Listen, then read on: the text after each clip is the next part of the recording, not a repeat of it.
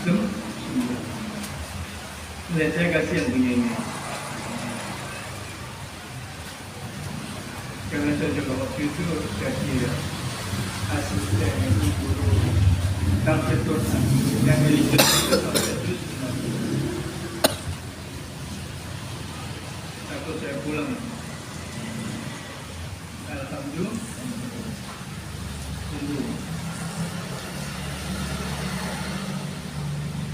فحقيقا بمن هذا شأنه أن يرغب إلى خالقها وفاتر خالق منه فاتر فاتر منه بديع.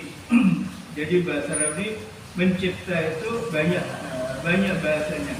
Khaliqun, fatirun, badi'un. Nah, ini sama artinya itu menciptakan. Ila khaliq yaitu kepada yang menciptakan. Yarghab yaitu cinta kepada yang menciptakan. Apa yaitu? Larikan nafsu Anda itu kepada sang pencipta. Ayyakiha yaitu menjaga daripada nafsu itu dari apa? Syarrah, dari kejelekan-kejelekan.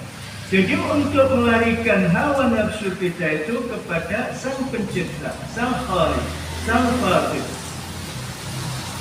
Untuk apa? Untuk supaya kita menjauh daripada yang syarr. Kalau kita larinya kepada khaliq, yang jelas kita harus banyak-banyak zikrullah katsira. Baca tasbih banyak, baca zikir banyak, banyak istighfar banyak, supaya apa? Supaya nafsu kita itu akan terbelenggu. Orang yang mudah dimasuki oleh hawa nafsu, orang yang lari kepada Allah. Sampai dalam suatu ayat, ya ayyuhalladzina amanu la tulhikum amwalukum wala auladukum an dzikrillah. Nah, kalau kita melihat ayat ini, jadi di sini Ibnu Qayyim Al-Jauzi, larikanlah nafsu kamu itu kepada sang pencipta kamu. Maksudnya yaitu mengingat sang pencipta. Khususnya kalau kita melihat ayat-ayat kauniyah, di dalam surat Al-Ghasyiyah ada 4 saja, kita lihat dan kita analisa, kita kaji, kita renungkan, kita tadabburi. Apa ayat 4 yang kita tadabbur itu? Afala yanzuruna ilal ibil kayfa khuliqat. Kita melihat onta, bentuk onta, bagaimana bentuk onta. Apa kelebihan onta di situ? Nah, kita kaji, kita renungkan. Faedah daripada onta itu apa? Bahkan air kencing onta itu juga berbahaya. Dibuat obat, tapi orang bilang najis. Waktu itu baca nasir ini waktu ke Mekah, jadi kencing onta itu diambil, diminumnya. Tapi banyak timbul pertanyaan. Tapi di dalam hadis bilang kencing onta itu menjadikan obat. Enggak najis ya? Enggak najis.